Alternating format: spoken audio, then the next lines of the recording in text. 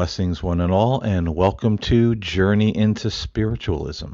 I'm your host, Paul James Caden, and I am an ordained spiritualist minister, a certified spiritual counselor, paranormal investigator and researcher, angel card reader, and author. I do hope that you will enjoy this show that has been brought back by popular demand just recently. And this time around in Journey into Spiritualism, we are going to do a couple of things differently that I hope all of you will find interesting. Of course, we're going to talk about spiritualism in the podcast, but also the paranormal, and also be doing videos on my YouTube channel where I will be reviewing books about spiritualism, the paranormal, and also paranormal investigating equipment, particularly those apps that we see all over the internet that tell us that they can help us find a ghost. We are also going to have Spirit Box sessions here on the podcast and on my YouTube channel. And if you're not familiar with what that is, it is pretty much a way of doing paranormal investigations where spirits speak through a spirit box or a radio or another device that creates static and noise banks that allows spirits to form words and communicate with us. So a lot of interesting things coming up in the podcast. And when I have those videos on my YouTube channel, I will leave a link across the podcast platforms where you can go and watch. So today on the show, we are going to be asking the question, what is spiritualism? It is perhaps one of the most misunderstood religions and philosophies in our world today, especially when it comes to mainstream Christianity. We hear so many terrible and scary things about spiritism and spiritualism. We hear that they're witches, that they dabble in the occult, that they worship the devil and demons. But we have to ask the question, is this true? And to help answer that question, I would like to read from chapter 1 from Thomas Williams' book, Real Spiritualism, because he is a Protestant Christian who converted to spiritualism over time, and his journey was very much similar to my own. In chapter 2 of his book entitled Spiritualism According to Mainstream Christianity, Mr. William says, "The Protestant Christian Church taught me that spiritualism is a form of Satan worship, a demonic religion with evil spirits posing as past loved ones, and witches calling themselves mediums. The Nazarene church I attended from age 7 to age 18 taught me all other religions were false and were created by Satan to cause confusion. The Nazarene church also taught me all other Christian denominations were false, and Satan created these as well, because they bring confusion to Christianity. The Baptists were wrong, the Nazarene church taught, because they believe in eternal security. Once saved, always saved. Catholics and Lutherans were hell-bound because they drank wine for communion. Every religious group other than Nazarenes were false, wrong, and going to hell because they had certain beliefs that the Nazarene church didn't agree with." I read this passage from Mr. Williams' book to make a point.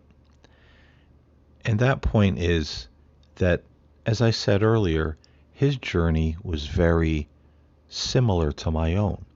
I'm a former evangelical Christian.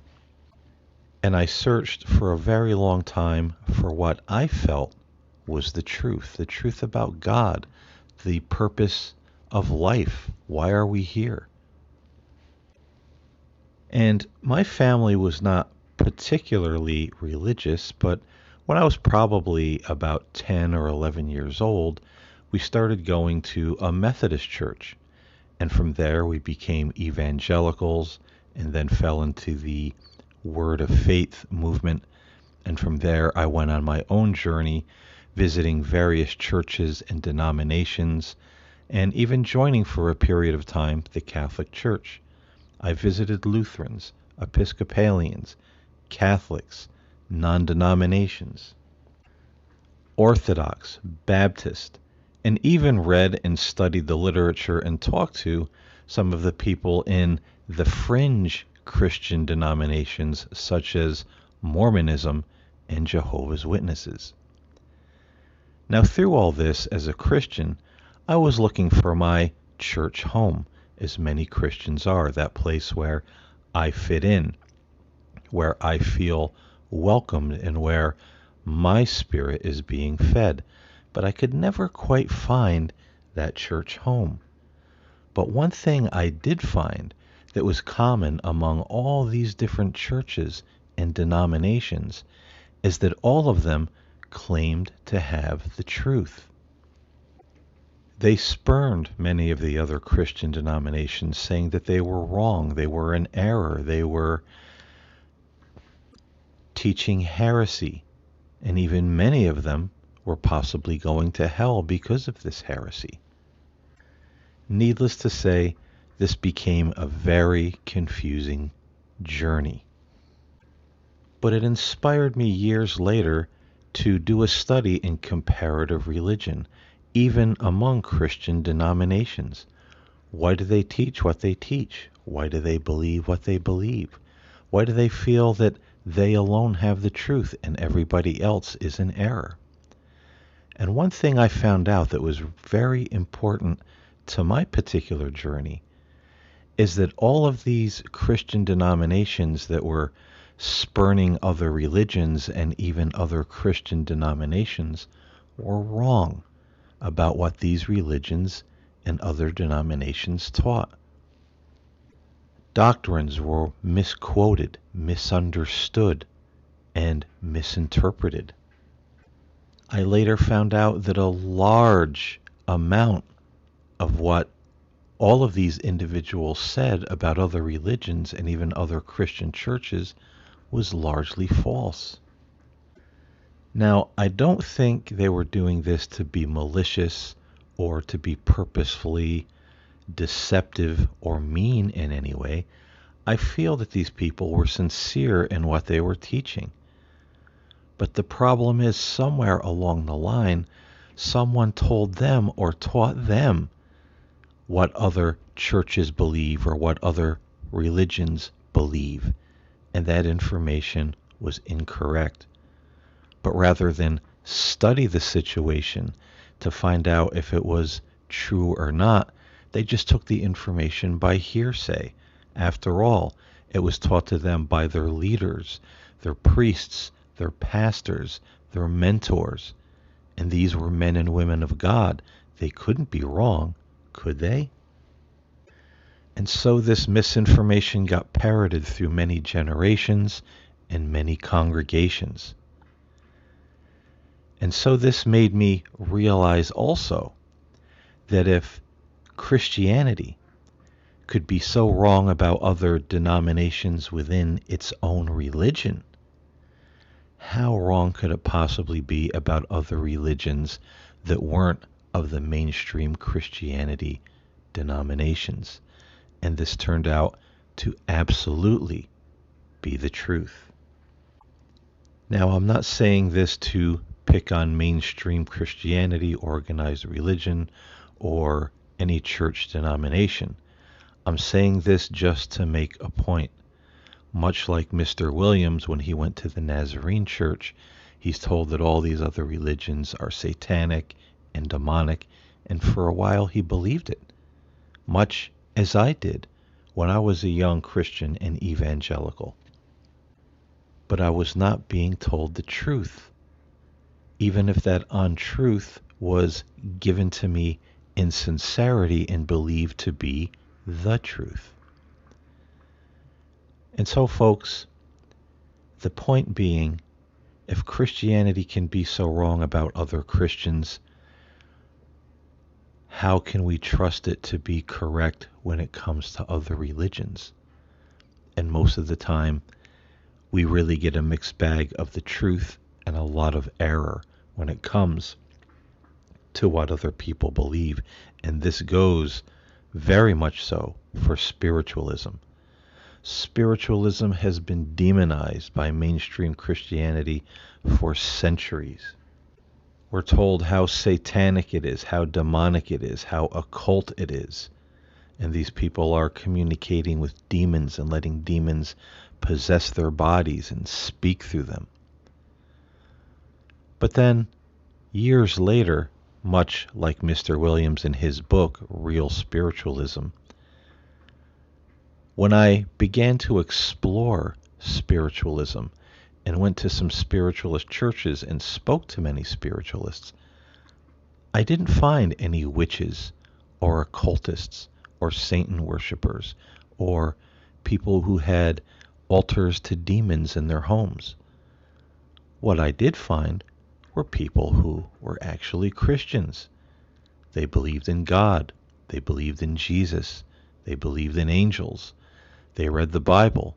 They prayed. And they did their best to live by the golden rule. Do unto others as you would have them do unto you. Practically the only difference I found in spiritualism is this idea of mediumship, communicating with the so-called dead.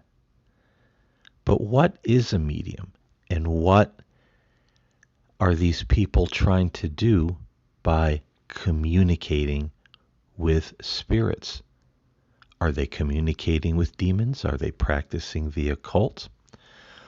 Well, to explain this, we would have to go back to the Bible, where God forbids the people of Israel to see fortune tellers and soothsayers and necromancers.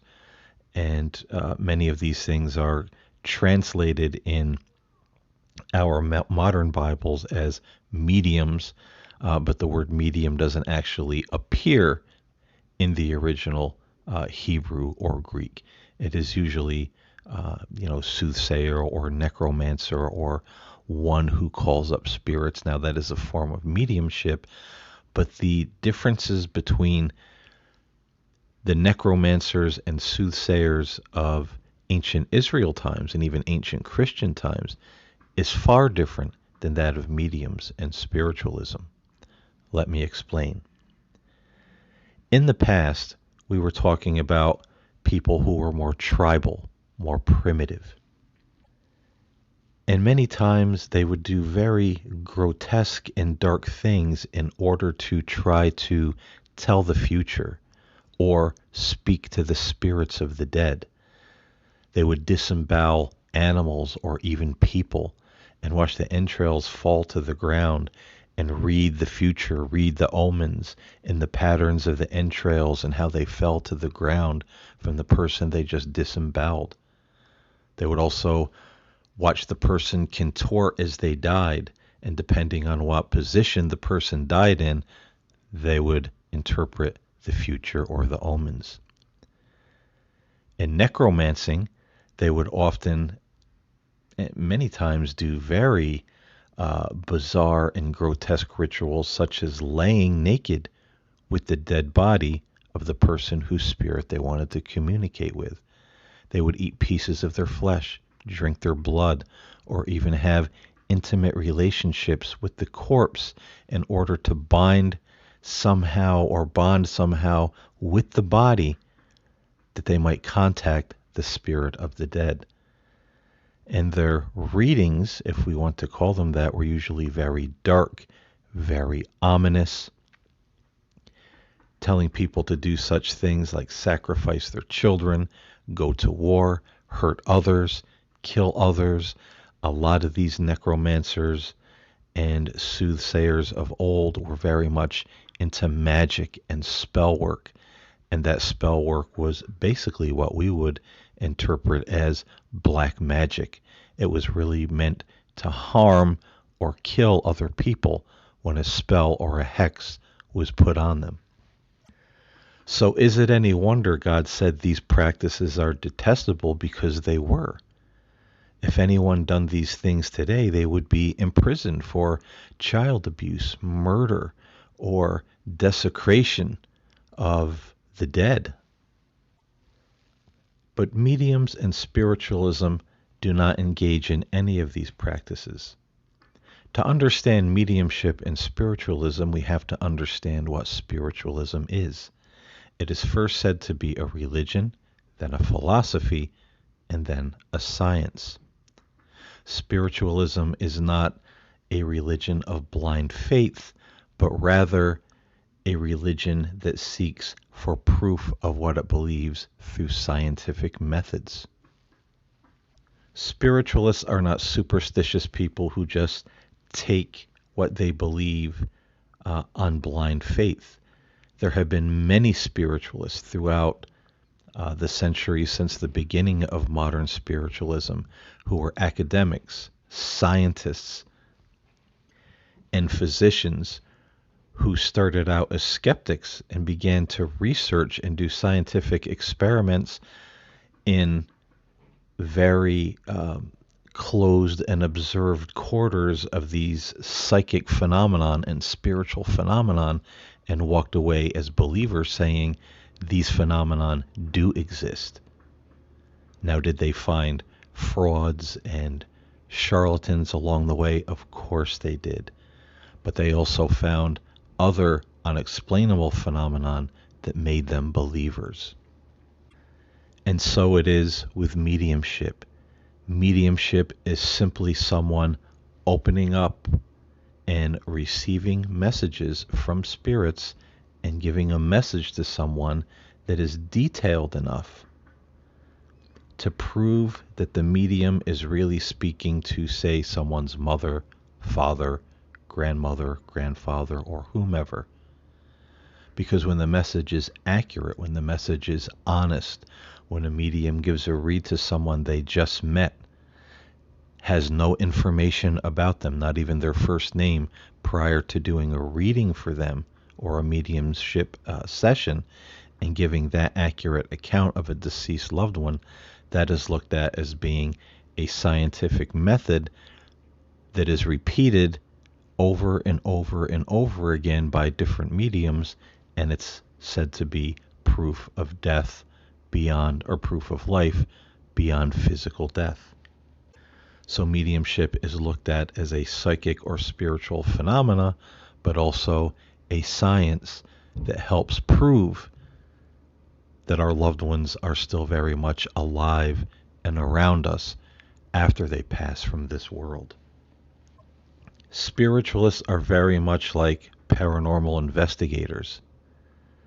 They're not people who are superstitious or involved in hocus pocus.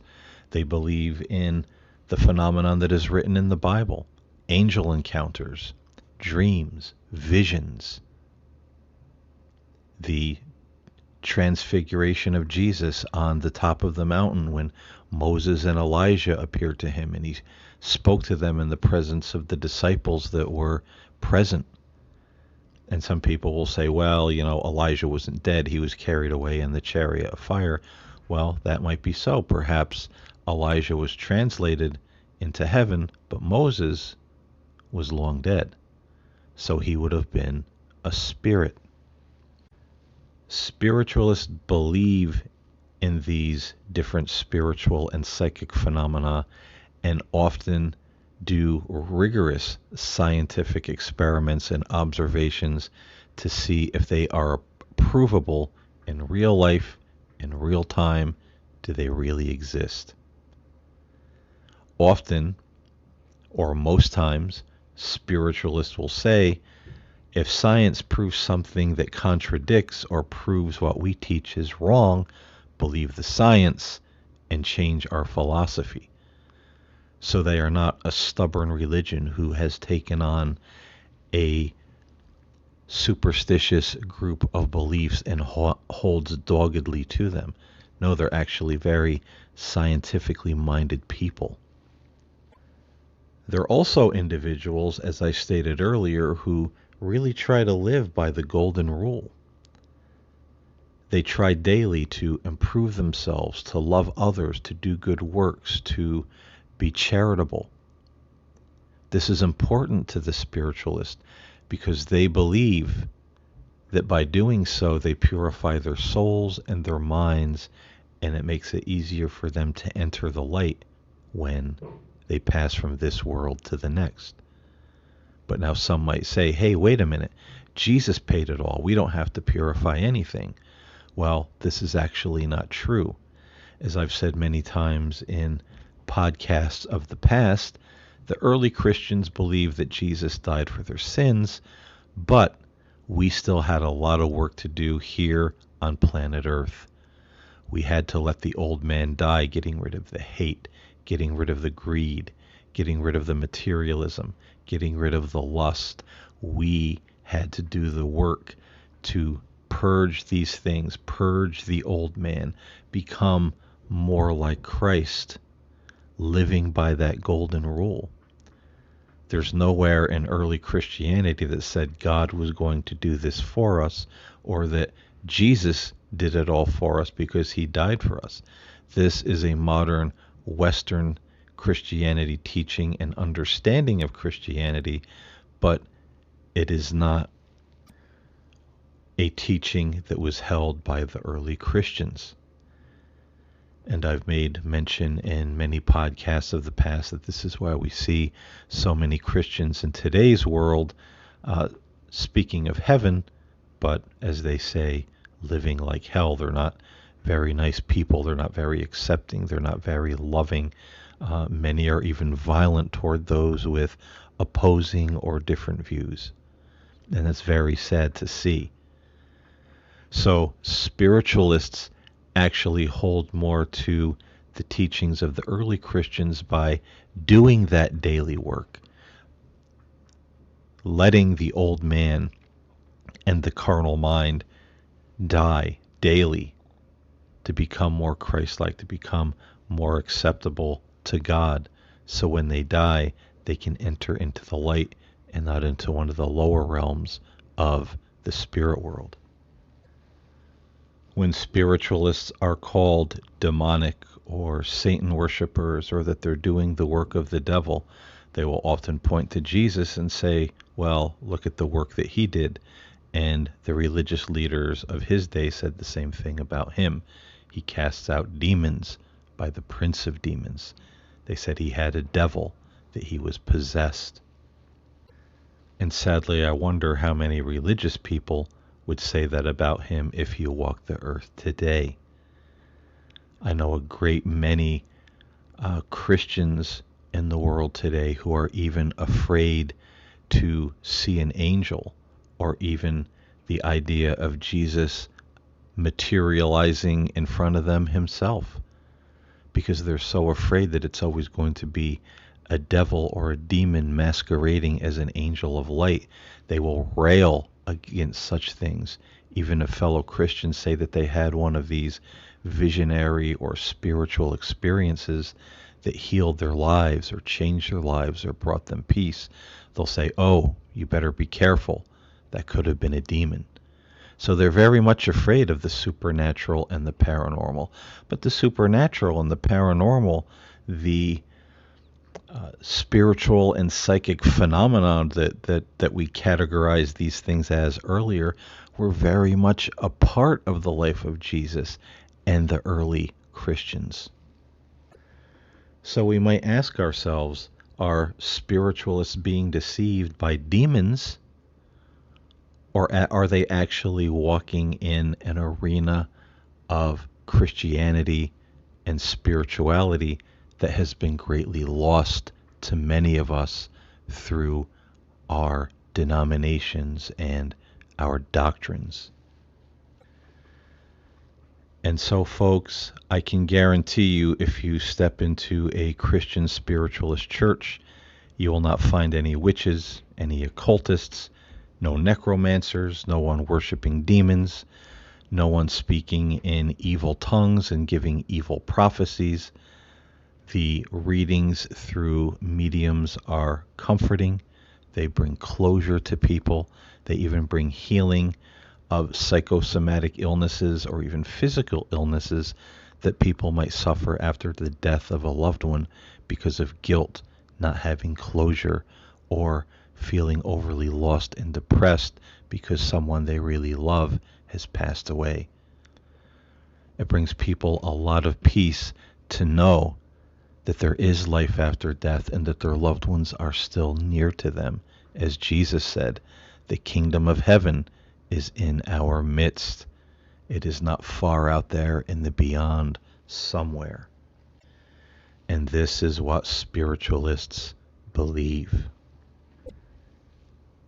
And so, folks, this has not been an exhaustive talk on what spiritualism is, but I hope it has given you some idea of what it is and what it is not.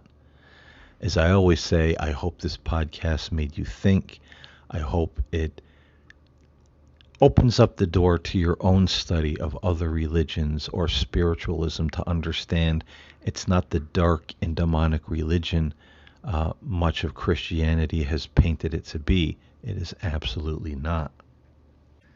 And so in our next podcast, we are going to talk about the Bible in spiritualism. How do spiritualists view the Bible? They read the Bible, but how do they understand it? How do they look at the words written in this holy text? So that's going to be a very interesting conversation as well. And so again, I hope you got something out of this show. I hope it brought a little bit of light and understanding into your day. And I'll see you next week here on Journey into Spiritualism. God bless.